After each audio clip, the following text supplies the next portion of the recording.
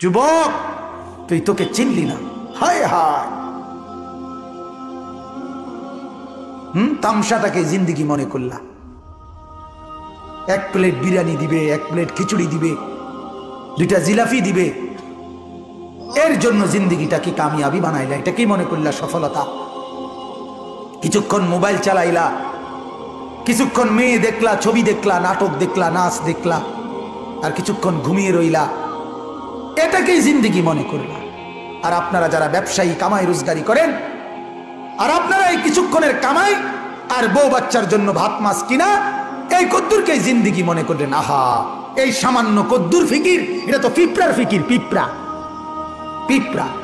আমাদের বাংলাদেশের একজন শ্রেষ্ঠতম আলেম দ্বীন, গবেষক আলেম ডক্টর আফম খালিদ হোসেন, অনেক বড় মাপের আলেম এবং জ্ঞানী গবেষক, উনি বলছেন এক পিঁপড়া সামান্যটুকু খাবার খায়, হ্যাঁ, কিন্তু এরপরও সে জমা করে রাখে।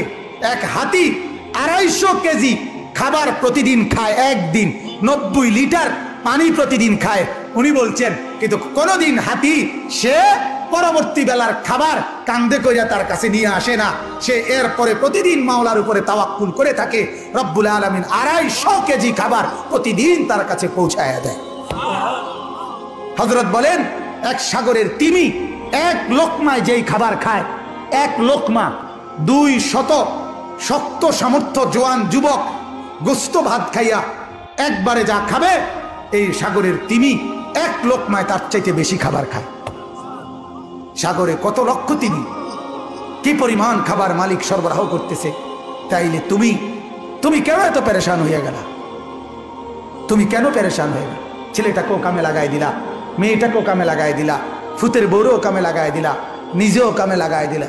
কেউ কাউরে জিজ্ঞাসা করো না, কিরে বাবা তোমার নামাজ পড়ো না কেন? স্বামী স্ত্রীকে বলে না, স্ত্রী স্বামীকে বলে না, বাবা মা সন্তানকে বলে না, সন্তানাদি বাবা মার ফিকির করে না, কারো কোনো ফিকির আখিরাতের নাই। এতগুলো মানুষ মিললাই বাত এক লোকমা, ছি ছি ছি। অথচ রব্বুল আলামিন যেটা বললেন যে আমি একমাত্র মুখাপেক্ষী, আমার কাছে সবকিছু মজুদ আছে। তুই বান্দা চাইলে তুই একজন না, লাউ আন্না আউয়ালাকুম ওয়া আখিরাকুম ওয়া ইনসাকুম ওয়া জিন্নাকুম ওয়া যুকুরাকুম ওয়া উনুসাকুম, আল্লাহ বলে তোদের প্রথম ব্যক্তি, শেষ ব্যক্তি, পৃথিবীর শুরু এবং শেষ সব লোক যদি একত্রিত হয়, পুরুষরাও, নারীরাও, ছোটরাও, বড়রাও, মানুষরাও, জিনরাও যদি একই মাঠে জমা হয়ে আমার কাছে যার যা লাগবে তা চায়, আল্লাহ বলেন লা আতাইতু কুল্লা ওয়াহিদিন মাসআলাতাহু, সবার চাওয়া আমি ওইখানে রাখকেই পূরণ করে দেব। মা নাফিদাত মিন খাজাইনি শাইউন, আমার ভান্ডার থেকে এক ফোঁটাও কমবে না। এমন যিনি তিনি আল্লাহ। তাকে ছেড়ে কোথায় দৌড়াচ্ছেন? আল্লাহকে ছেড়ে কোথায় যাচ্ছেন? আল্লাহকে ছেড়ে কোথায় গেলেন? যুবক আল্লাহকে ছেড়ে কোথায় গেল? নামাজ না পড়ে নর্তকী দেখে লাভ কি হয়েছে পর্যন্ত বলো না একবার। ওই মাদেরকে বলো না, মা এই পর্যন্ত বেপর্দা হয়ে যত মহিলা পুরুষকে দেখাইলা, মা কে তোমারে কয় টাকা চাঁদা দিছে এই পর্যন্ত? 2টা পয়সা তোমারে কোনোদিন দিছিনি, চাইয়া না গেল যা।